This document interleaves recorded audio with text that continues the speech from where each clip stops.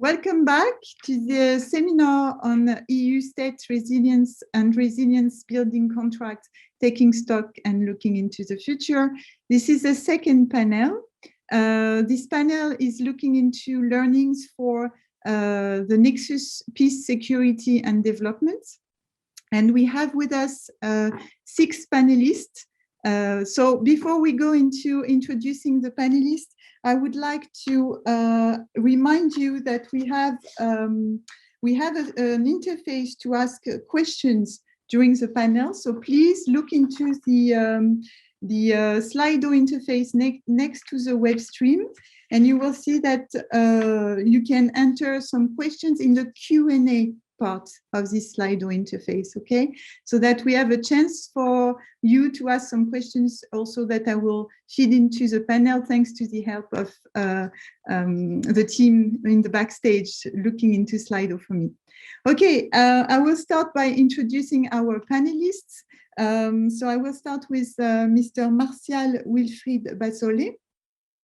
Mr. Bazollet is the Director General for Territorial Development at the Ministry of Economy, Finance and Development in Burkina Faso. He is a coordinator of the Emergency Territorial Development. He's responsible for promoting regional and local economic development and implementing regional planning policy. And as such, he is a coordinator of several programs, including the Emergency Program for Territorial Development and Resilience within the framework of the Prevention and Resilience Allocation of the World Bank and of the Emergency Program for Sahel Burkina. Welcome to this panel. Bienvenue dans ce panel, Monsieur Bazollet. We have a second panelist, Mr. Xavier De Victor. Mr. De Victor is the practice manager for the Fragility and Violence Group at the World Bank. He is leading work on operational support and forced displacement. He has a broad experience across regions, including Africa and the Middle East, on country programs, strategy, project management, and policy dialogue. He is also the lead author of the World Bank's flagship report, Forcibly Displaced, Towards the Development Approach. Sorry, I'm mixing up, to support refugees, IDPs and their hosts. Too many papers in front of me, sorry. The third panelist is Mr. Volker Hoek. Mr. Hoek is head of the Security and Resilience Program for the European Center for Development Policy Management, an independent think tank. He has been working for more than 30 years in the fields of international cooperation with expertise on security, peace and capacity development, and a focus on situations of conflict prevention, peace building and fragility, political economy, and decentralization local governance. Welcome, Mr. Hoek, in this panel. I would like also to welcome Mr. Jean-Bertrand Mott. Mr. Mott is the head of the Fragility Crisis Conflict Department at the French Agency for Development, AFD. This Fragility Crisis and Conflict Department coordinates the Peace and Resilience Fund, MINCA, dedicated to financing projects to consolidate peace. This MINCA fund is a tool of the French strategy, Prevention, Resilience and Sustainable Peace, which aims to strengthen the capacity of the countries to face crises and conflicts. And Mr. Mott has extensive knowledge and experience on African policy, and is in particular in Sahel, through his work in the Ministry of Europe and Foreign Affairs, and also in experiences in different French embassies in Mozambique, Swaziland, and Botswana. Welcome, Mr. Mott. And our next panelist is Mrs. Taourirt, Aziza Taourirt. She is a macroeconomic academic background, and she has been working in the European institutions for the past 10 years. She has been working on countries in the context of fragility, like Libya, and she's now a policy officer at the European External Action Services, covering the nexus on humanitarian development peace, among other policy, peace and resilience related issues. Thanks a lot for joining us, Mrs. Taourirt. And our last panelist, Mr. Didier Verset. So Mr. Didier Verset has been working at the European Commission for the past 15 years. He is currently the head of unit for Central and Eastern Africa, after having served as head of unit for Western Africa for more than 6 years. So Mr. Verset has extensive knowledge on Africa and will be helping us here also relate to the European Commission policy on budget support and specifically on the EU State Resilience Building Contract instrument. So to start with the panel discussion, my first question to you would be, well, your reactions to the evaluation results in relation to the Nexus Peace, Security and Development. And I think it would be very nice if we could hear you, maybe Mr. Bazole, with your perspective from a local context in Burkina Faso. Donc, Monsieur Bazole, si vous voulez bien peut-être nous donner votre vue sur les aspects reliés au Nexus paix, sécurité et développement en lien avec l'évaluation de l'instrument européen sur l'appui budgétaire.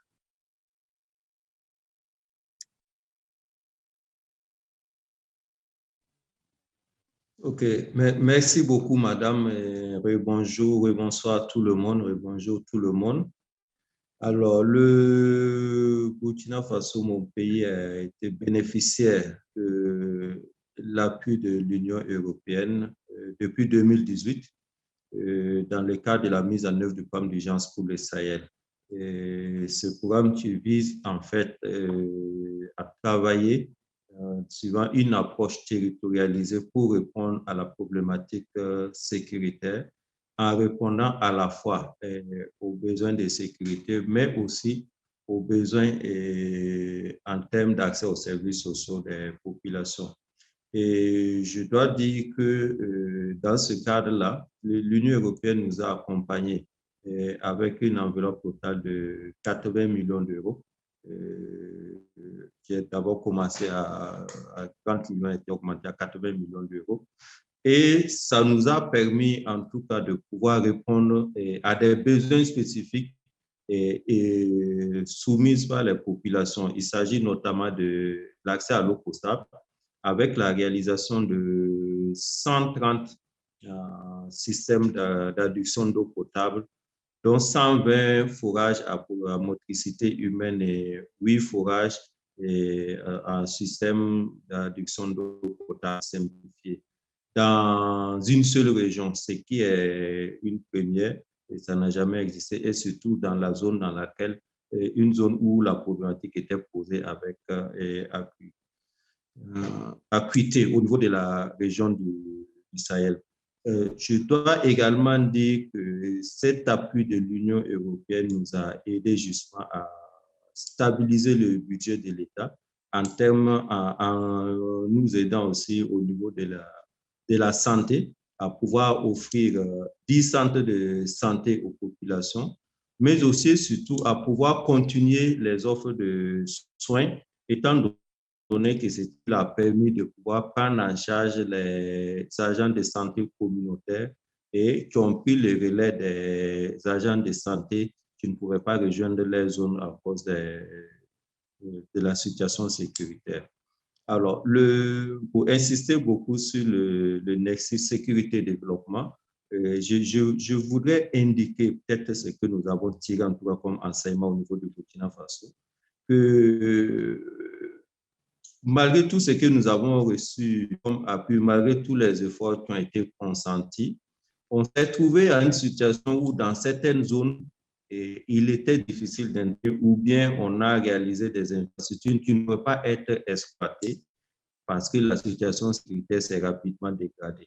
Et c'est vraiment un élément majeur que nous tirons et dans les zones à fort défi sécuritaire. Et il est important qu'on travaille dans un premier temps à stabiliser la situation sécuritaire avant d'agir pour le développement.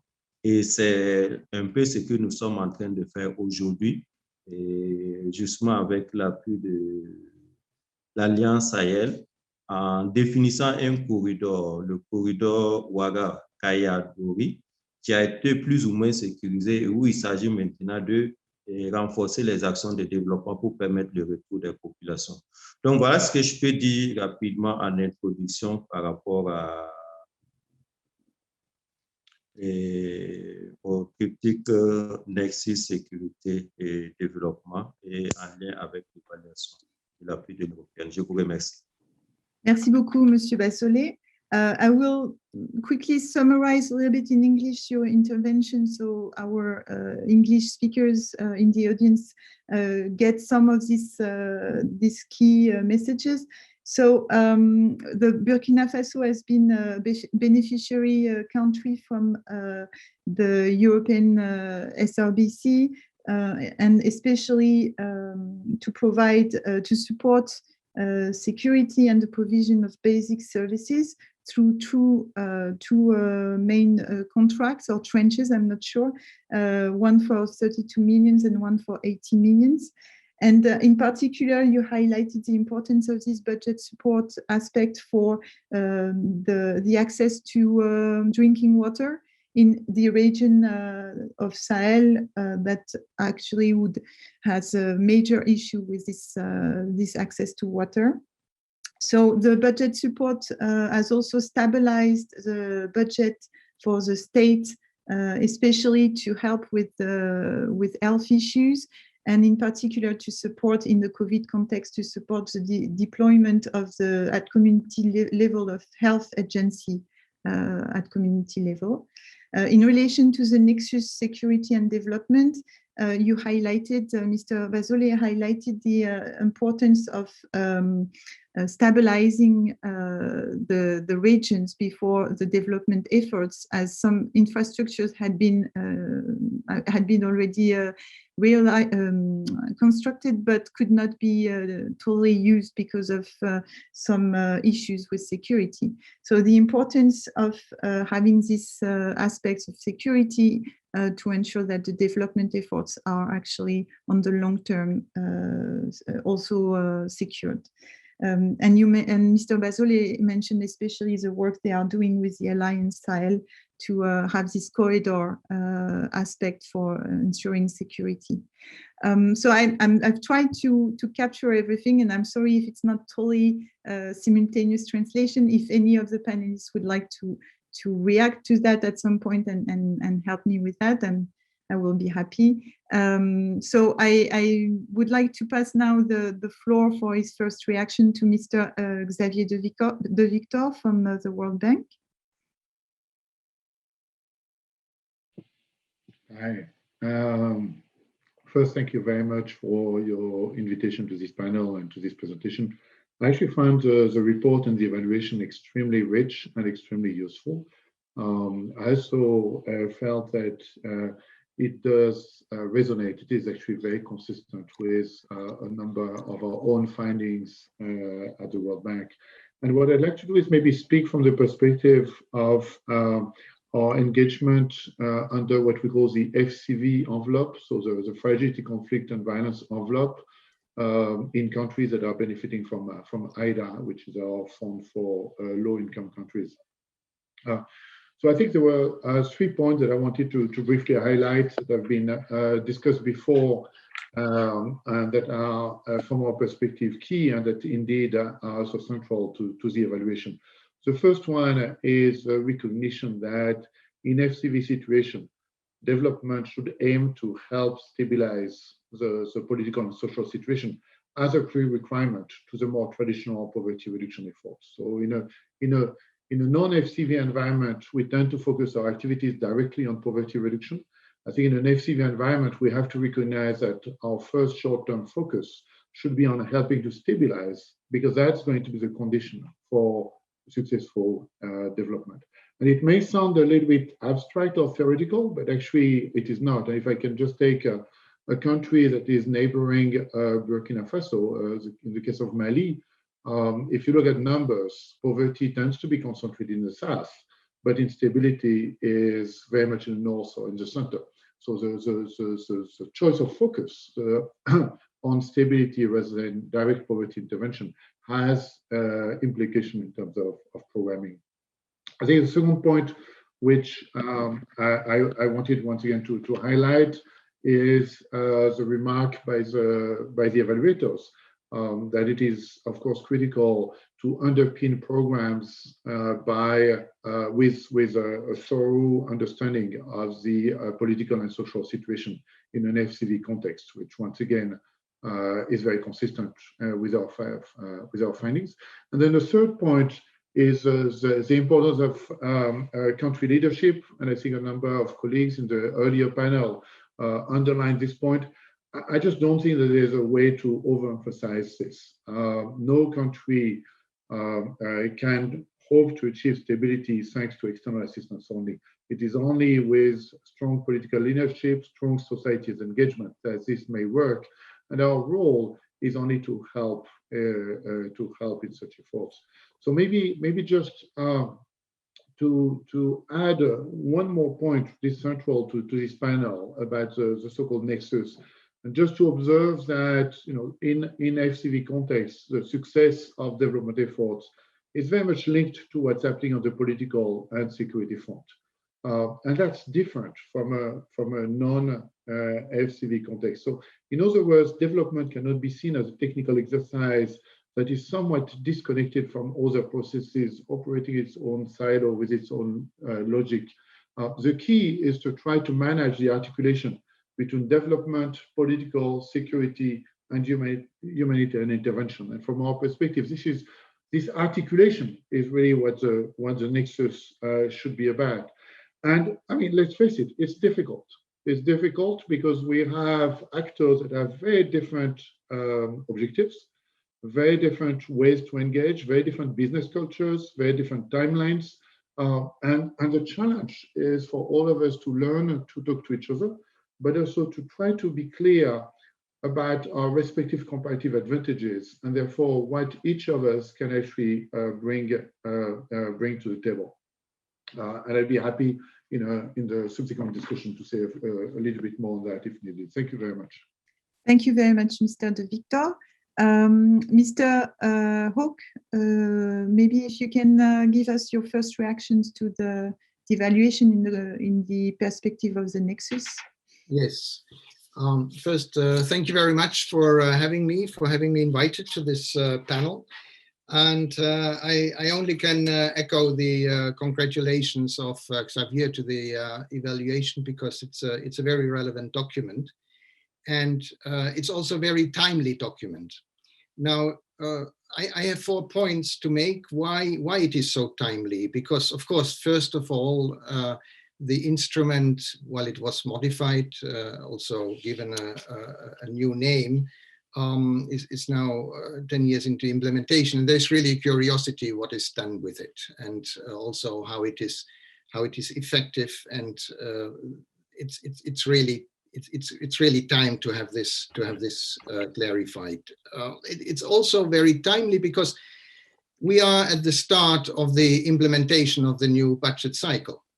The EU has the big challenge now with a new instrument, the Global Europe, or former DG instrument, to implement. And this allows also for more flexibility, for more bringing the different activities more closer to each other, reduces fragmentation. And that is of a very big advantage for fragile and conflict-affected countries, where the dynamics can change quite rapidly. Now, it's also very important, this evaluation, because one of the findings is that what is very key in the name, resilience, is one of the areas where most improvements have to be made. And the report provides information on what to focus on and how to promote this word that is very known, very prominent, but where there is so much to do, because in a way, once you work in such a context, you have to get out of your silo. You have to get out of your silo. That was also remarked by the evaluation. And there, the EU has started, and this is my fourth point, has started as of last year, the testing of another nexus, which is in fact very close. And this is the humanitarian development peace nexus. And around this testing of the humanitarian development peace nexus, there are also new ways of working tested, which can potentially help to include also all the activities and the programs under the SRBCs more closely with the others, and really to get out of these silos. And for example, in some countries, certain nexus action plans are drafted. Also discussions on how to more standardize standard operational procedures, how to overcome the timing issues, also how to deal with different procedural aspects. So there is a real opportunity, and the evaluation provides good inputs into this discussion. So we talk here about security, peace, development nexus, but as humanitarian assistance is so important also in the contexts in which the SBCs are implemented, it's important to also connect to the humanitarian field, and this provides an opportunity. Thank you. Thank you very much, Mr. Hoek, sorry. And I would like also now to have the first reaction from Monsieur Mott from the AFD on the evaluation and the link to the Nexus. Thanks a lot for your invitation, and I will be brief too, because we don't have a lot of time to exchange before questions. How the evaluation echoes our own findings. Our experience with budget support in fragile and conflict-affected states confirms what has been said before by my colleague from the World Bank, that progress on structural reform is difficult to achieve. We have to take that into account for sure. It's very effective in attaining short-term goals like financing social services or putting a project that are being stuck by administrative workload into places. So it's a very effective tool to strengthen and accelerate a resilience dynamic among the states. But it's not so effective when we're trying to target reforms that undermine the current status and creates clear winner and loser of the reform. What I mean by that is that budget support is generally, from our experience again, insufficient to secure a firm and long-term commitment from decision makers to go through and put in place the reform. If we take the example of Sahel, for instance, decision maker in Sahel, they are facing very complex trade-off. They live in chronic and prolonged crisis for some of them, if we think about Mali, for instance, and they have to face short-term security threats. They have to answer needs from the most vulnerable part of their population, and they have therefore limited ability to deliver the sort of systemic reform that the ambitious budget support program wants to put in place. From our experience, for instance, we grappled with reforms such as domestic revenue mobilization or decentralization in the Sahel. From that perspective, what we are trying to experiment in Sahelian countries, for instance, but not only, is new types of budget support that focus on delivering capacity building through earmarked budget support. because it's a tool that allows us to follow each stage of the budget cycle. And this way, it allows us to be very concrete and to be there in every step of the process with our counterparts. For instance, it allows us to feed the dialogue we have with our partners on capacity building, because from every step we can see if the staffing is correctly put in place, if we have all the materials that is needed and required, computers, for instance, or that inspection are getting through correctly with our decentralized level. Basically, it's a very operational level to identify and solve fundamental issues in public service delivery, issues that are non-political and that are easier to find consensus. That's a very good way, in our sense, to put basic public service front and center. That's all from me at this stage. Thank you very much. We might come back on these aspects of staying close in the dialogue with your partners for ensuring the capacity building aspects.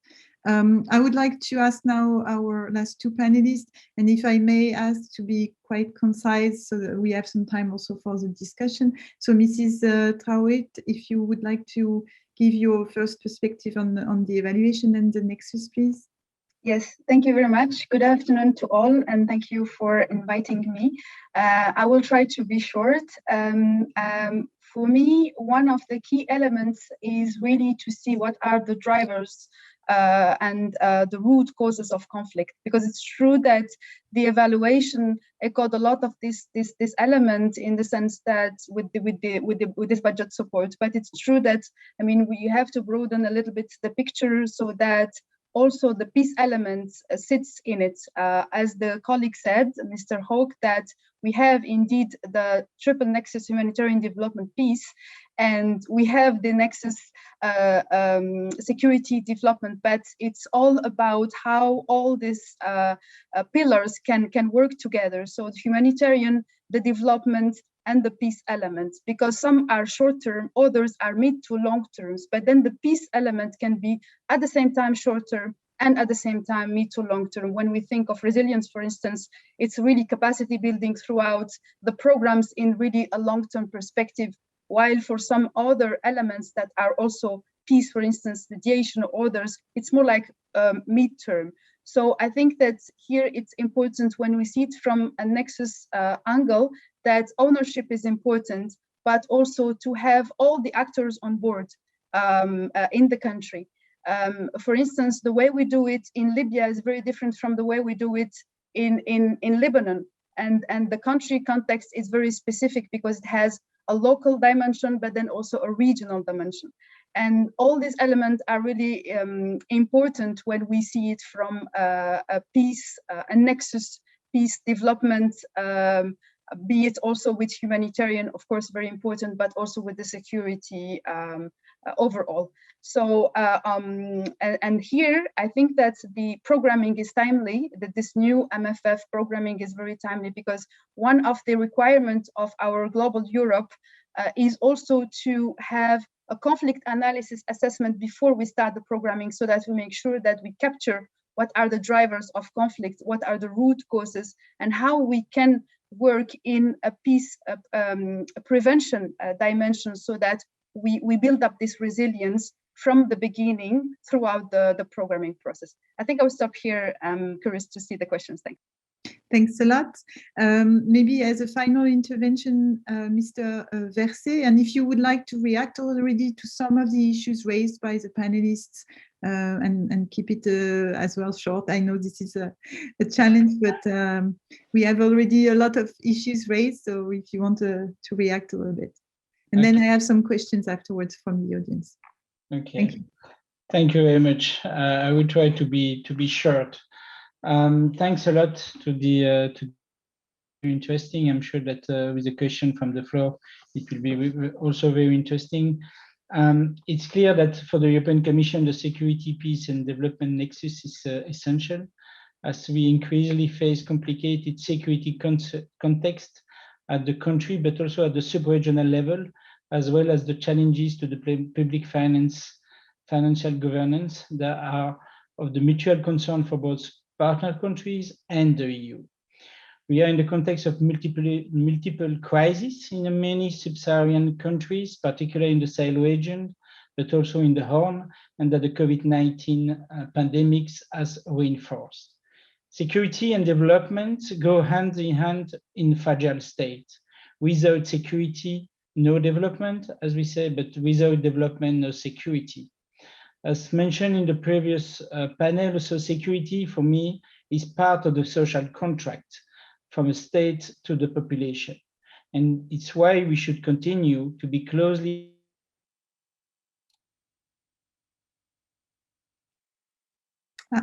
We have a little technical issue.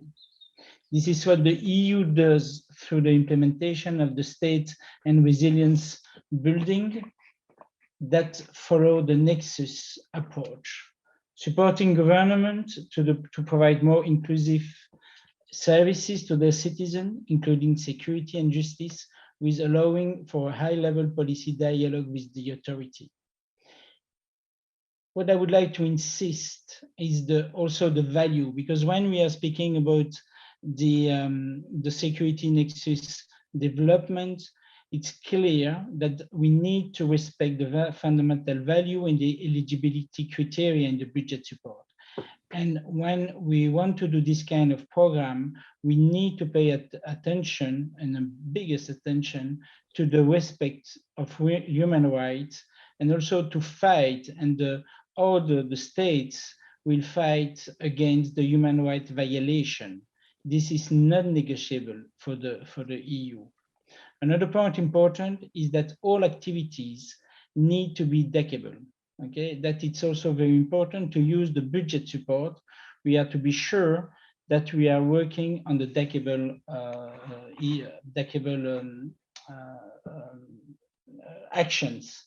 Then no problem, you know, and we have done it. And I'm not going to, you know, it was, but we are short. I'm not going to go to the details what we have done, but we work on this. For instance, in Mali.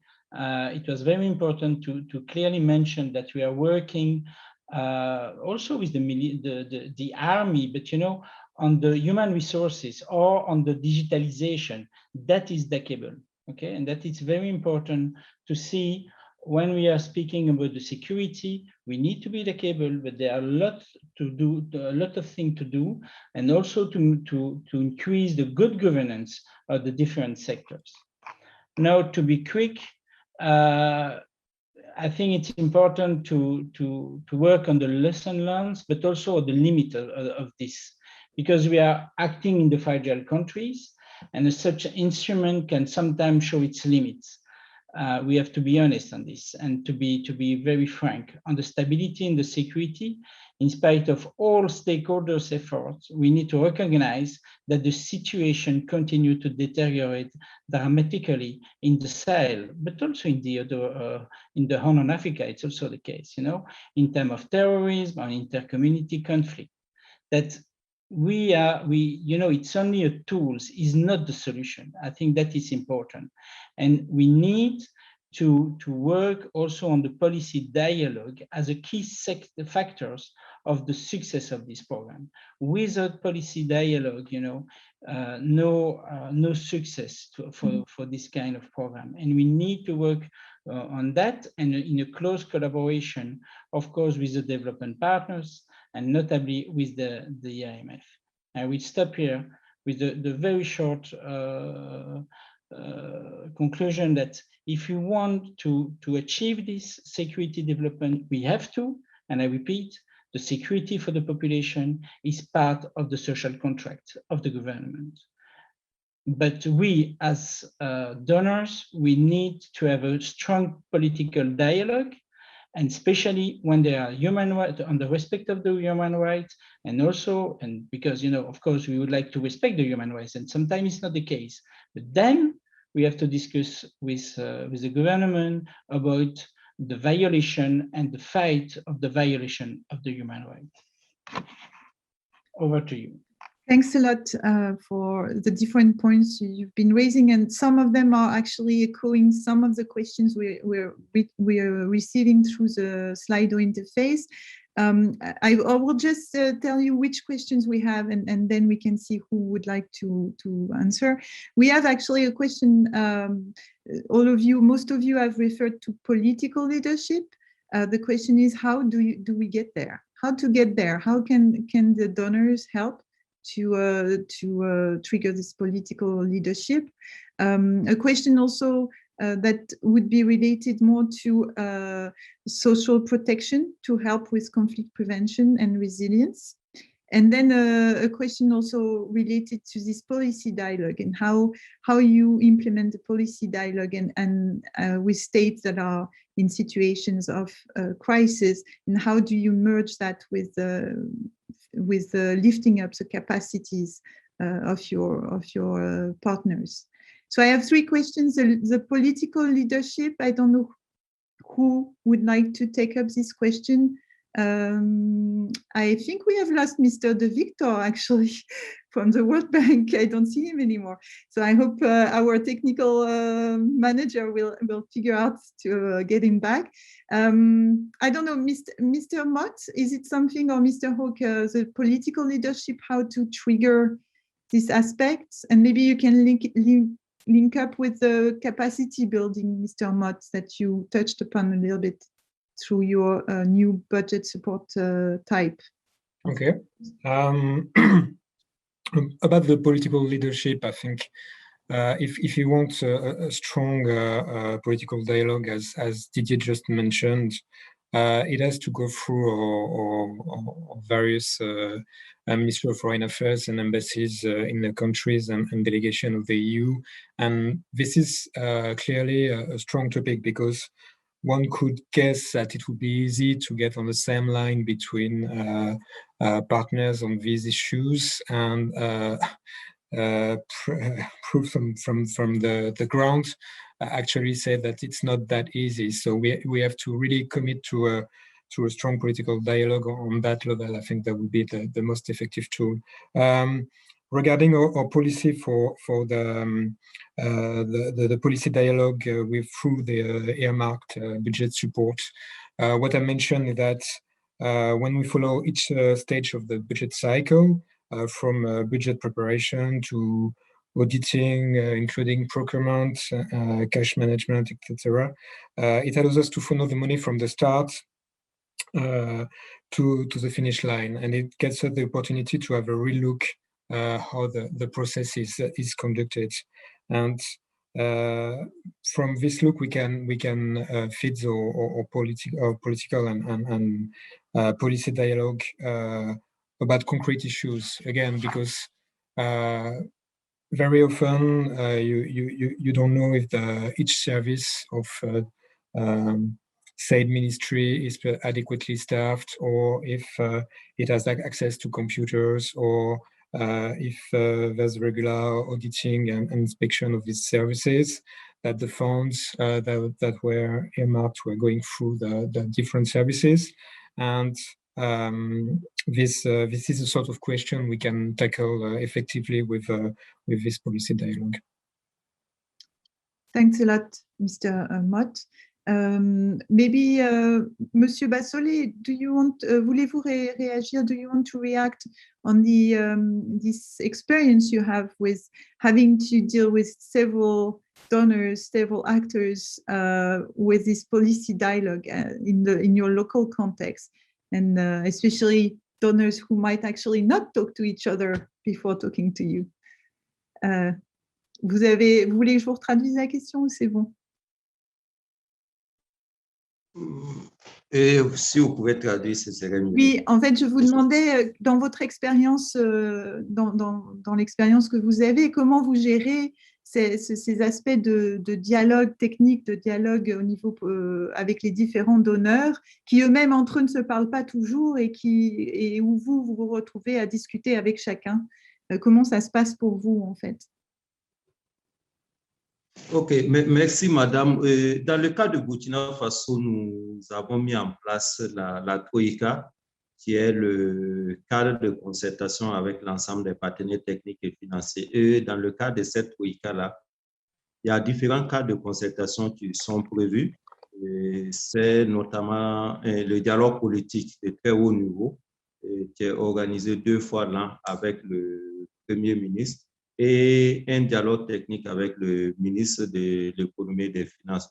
Alors, dans le cadre justement de la lutte contre l'insécurité, la mise en œuvre du programme d'urgence pour le Sahel, ce sont ces cadres de dialogue-là qu'on a utilisés dans l'optique de ne pas avoir à démultiplier les cadres de concertation.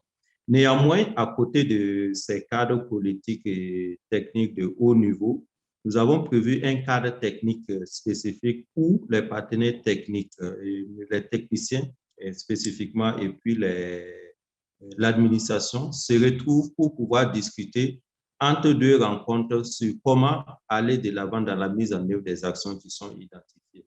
Et je voudrais beaucoup insister sur ce dialogue-là, parce que le danger qu'on a par rapport à l'intervention des partenaires sur le terrain dans une situation de fragilité, c'est qu'on se retrouve dans une situation où chacun intervient de façon individuelle et donne plutôt le sentiment, en contournant l'État, le gouvernement, et donne plutôt le sentiment aux populations que le gouvernement étant défaillant, les partenaires sont venus pour suppléer ces défaillances du gouvernement, ou au-delà même de la défaillance, ça peut être senti comme un abandon du gouvernement. D'où la nécessité en tout cas de cette coordination que nous essayons en tout cas d'établir avec l'ensemble des partenaires et faire en sorte que toutes les interventions soient coordonnées, aussi bien au niveau national qu'au niveau régional. Au niveau régional aussi, il y a le cadre régional de dialogue qui est organisé autour du gouverneur qui est le premier responsable de la région, et tu coordonnes aussi l'intervention des acteurs sur le terrain. Et cette démarche-là, nous tenons beaucoup à ça, et comme je le disais tantôt, pour éviter que nous nous retrouvons dans une situation de non-État où ce sont des acteurs non étatiques ou des partenaires qui se retrouvent en train d'intervenir sur le terrain. Il y a un danger autour de cela, en dehors du sentiment d'abandon des populations que cela peut engendrer. Il y a aussi un risque que les partenaires se retrouvent en train de se marcher sur les pieds. Il y a aussi le risque qu'il y ait des doublons. Donc, c'est pour éviter tout cela qu'au niveau du Burkina Faso, on est très, très regardant sur cette organisation-là, les partenaires autour de ces différents cadres. Et voilà ce que je pouvais dire par rapport à cette question. Merci. Merci beaucoup. So trying to summarize a little bit in English. So Burkina has its frameworks, its Troika framework to coordinate donors and to steer their actions. And it's happening through high-level dialogue with the minister twice a year, but also through technical dialogue frameworks with the technicians, the decision makers. And it also happens at regional level. And the idea is really to build also the trust with populations, because if the populations have the feeling that external actors, non-state actors are going around the government, then they lose trust in the government. And also the other objective is also to have to ensure that the different actors are not duplicating efforts and are coordinated in their actions. So both this idea that this is helping to highlight the fact that the actors, donors are not substituting to the state, and also to ensure that they are coordinated. Okay. So we had a question about social protection to help conflict prevention. Yes, Mr. Yes, if I may, from the European Commission, I think that the political dialogue is important in terms of political, but also in terms of policy. And we, as development actors, we have to be open to the security actors. That means, for instance, for the European Commission or European delegation, we need to work with the CSDP mission. And I suppose that in the embassy, we need also to work with the military side, and to discuss with the government, but not only with the Minister of Finance or the Minister of Development to the plan, but we need to discuss also with the ministry in charge of the security. And that is the big link that we need to develop. And that is new. When we speak about the SRBC, that is new, but that is very important. Because, for instance, when we are speaking about the budget report, we need to have relevant indicators. And we are not able from the EU delegation, or alone to define a good indicators. We need to work with the different services inside the state. And second point, to do the link between the other budget report, but also the humanitarian action, and that is in the chat. I think that the territorial approach is very important. When we speak about security, we speak about, of course, the reform of the security system. But when we go to the detail, we need to be very clear when we speak with the government that we need actions in terms of security, and where do we need actions. And then, of course, we have to be sure that at the same time, we have the humanitarian access, and we have also the development project, with the other donors, but or with the budget support program ready to be there. Because once again, if it's only security, there is no development. Okay, we need security to have development. That we have to be sure at the territorial approach, that at the local approach, that we have project ready from the humanitarian aid or from the development to be in complement of the security. And that is a big challenge, because as everybody knows, for the humanitarian, it's not so easy to work with the security, but this is a big point to achieve. Mm-hmm. Thanks a lot. I think Mr. Hawke, you wanted to react on this aspect, right? To contribute with 2 points. Evidently, when we talk about the nexus, it's a very complex undertaking. But let us not forget that, in fact, the whole nexus discussion is informed very much from our perspective. From our studies and evaluations, it's evident that whenever we talk to partners, they don't care where the aid is coming from or the assistance.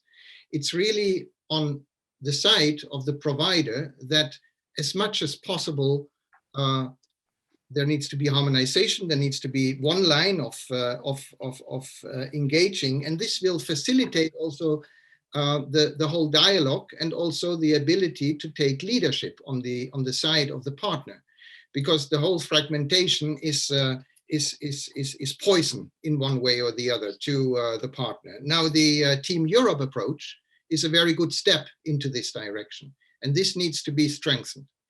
The complexity of engagement, that's my second point, also requires that the various actors, through coordinated approaches, also share the same analysis and the same understanding of the context. And investments into this are very much needed. Certainly now, also under the Global Europe instrument, where the conflict assessments or context assessments are required for fragile and conflict affected countries, that this is done very thoroughly. And this is not just done a one-time effort. In some countries, you are testing with facilities, with some monitoring facilities that are on a rolling basis, that are accompanying the process, and therefore you get continuously information fed into this process, which is very complex and which needs to be sorted out. So I'd be short. Thank you. Thanks a lot. I think we had also some comments from Mrs. Taourirt on these different issues. Yes, thank you very much. So I will group what has been said and also echo a little bit what the colleague said, specifically on the political dialogue. I mean, it's important to also involve diplomatic services as part of this political dialogue, because indeed, as Didier said, it's all interlinked together, and there is no development without security. There is no security without development. But as we are talking about countries with fragility, humanitarian is here. So it is also how we make sure that the humanitarian angle is taken into account when we do the joint analysis from the beginning, but also with having the humanitarian not instrumentalized and being, with their principles, and also the respecting the international humanitarian law, because this is for them the key cornerstone for them. So I think it's also how to work all together so that there is a coherence, there is a complementarity, but then each of them has its short-term, medium-term, long-term, but mandates, remits. And this is important that from the beginning, when we are in a political dialogue, we integrate all these actors together so that we make sure that there is also no duplication, and each of them has really its added value in the whole process.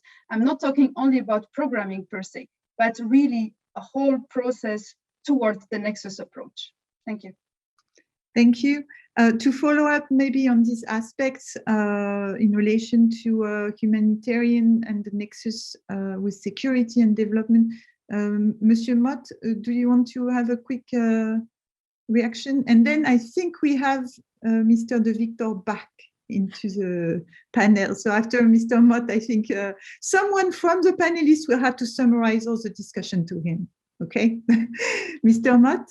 Yeah, that's a very short word about the link between social protection and the relation with humanitarian needs.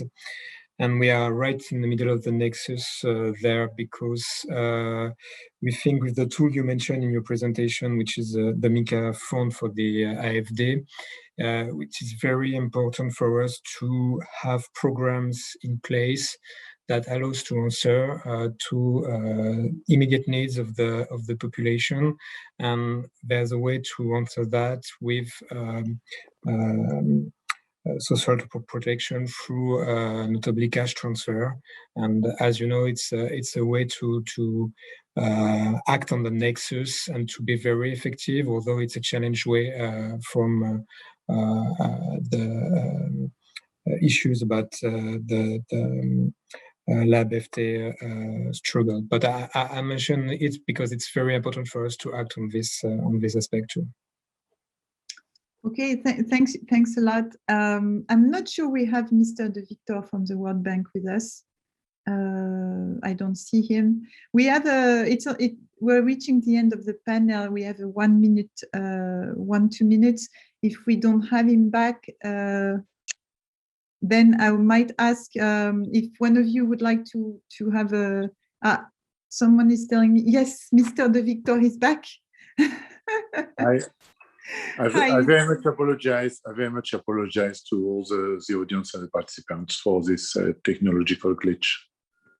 Well, so it's going to be challenging. I'm not sure we can really summarize the whole discussion, but we touched upon a lot of issues about leadership, political leadership. How do you trigger? How do you ensure the capacity building within the local partners? And the key issue of coordination of the actors, of the donors. I don't know if you will be our last speaker. Do you want to convey some key message as the closing word of this panel, as you're joining? Thank you so much. And once again, I would like to deeply and very sincerely apologize for this mishap. I don't think it would be fair for me to summarize or respond to what I haven't heard. So let me maybe just close where I started, which is really to emphasize the importance of national leadership, and also our commitment to work with all those actors, development actors, but also non-development actors, to try to support such government leadership. Thank you. Thank you very much. We're reaching the end of the panel. There are some questions that are coming through now about how to ensure the humanitarian, especially, and how to ensure that development actors don't become instrumentalized under the security actions.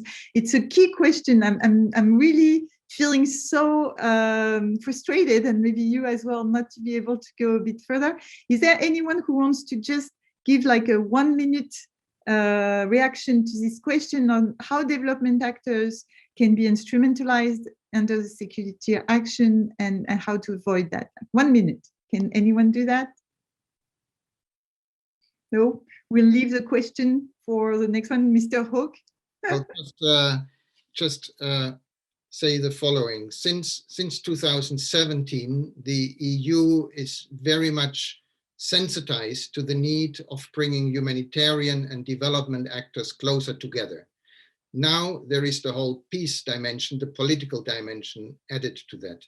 There is a testing phase. What we see from the ground is that at the ground level, at the community level where NGOs work, it's not necessarily one or the other. Very often there are opportunities for bringing the different engagements together.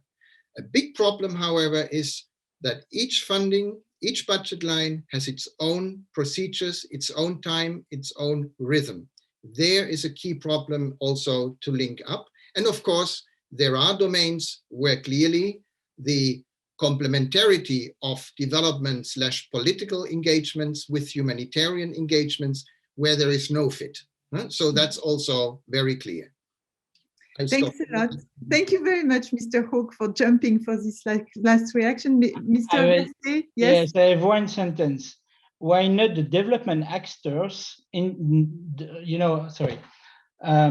development actors should instrumentalize the security action to secure their own action of development. That should be the good way. Okay, this is opening a whole debate here, so I will not give more on this aspect, but I really would like to thank you all for bearing with us, because this was a challenging panel, and I'm sorry, Mr. De Victor, that the technical issue prevented your full participation.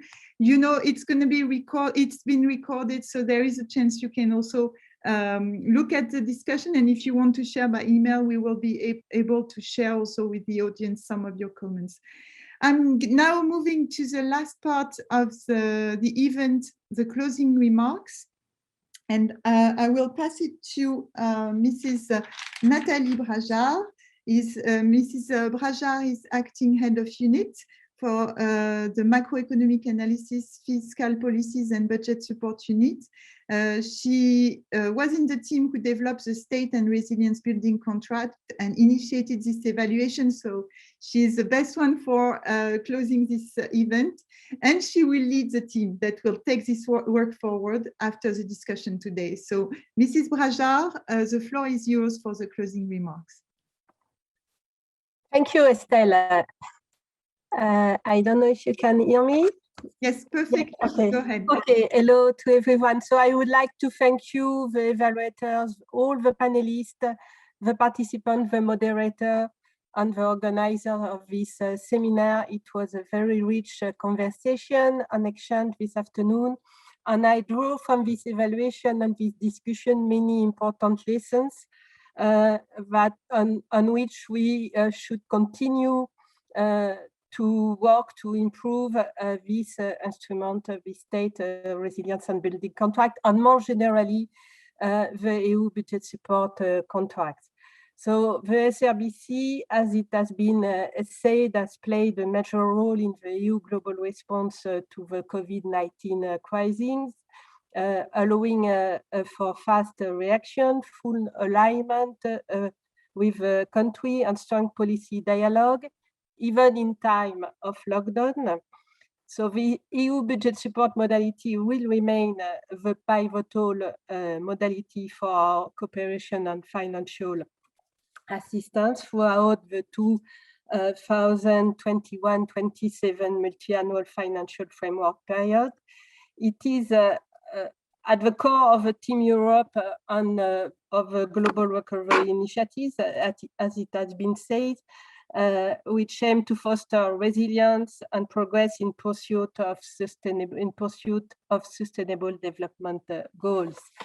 Therefore, this is crucial for EU to pursue the ways to improve this valuable modality.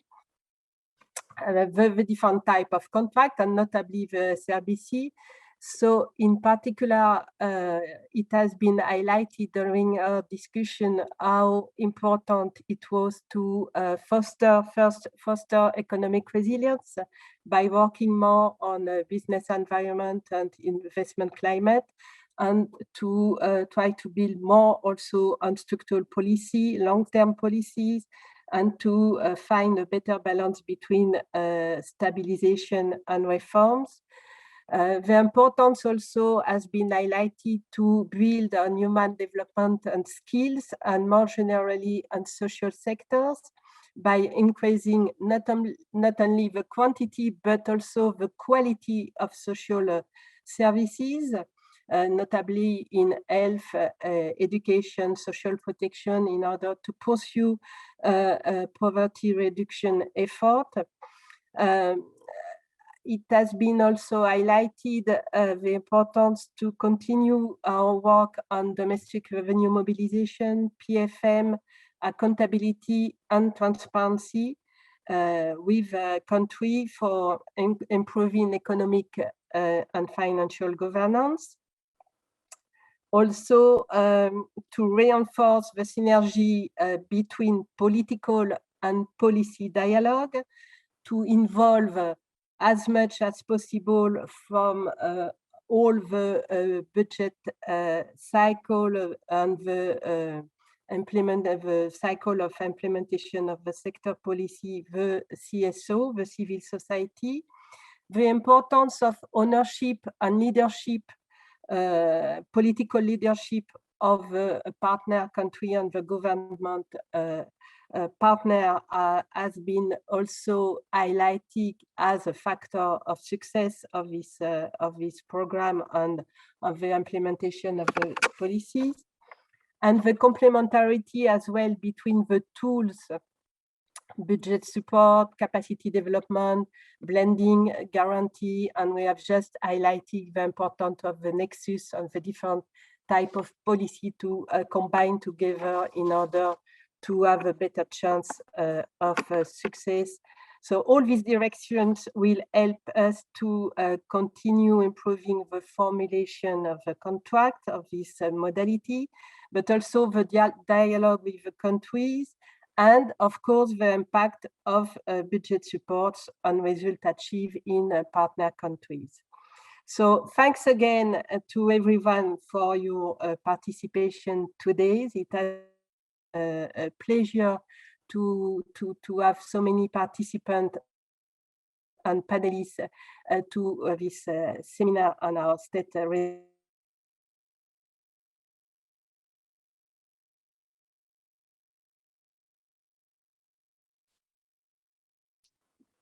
I think, yeah, thank you, Nathalie. I think we've lost the last part of your thank yous. If you want to just say again, because you were cut just for the last few sentences. Which one? Just when just thank you. Yes, so it was thank you to everybody, and just to highlight how it was really a pleasure for all the team involved in this SRBC for now more than 3 years to have this these events today in order to share the results of this evaluation. Thanks. Thank you very much. Okay, it's my pleasure now to reach the end of this event and to thank all the audience. We reached, I think, more than 370 participants. Thank you for joining today. And well, I hope we answered some of your expectations and that you actually have more knowledge now about this EU State and Resilience Building Contract instrument. Thanks a lot and have a nice end of day, nice day for the one starting it, or nice night for the one who stayed with us quite late. Thank you. Bye-bye. Thank you. Bye-bye.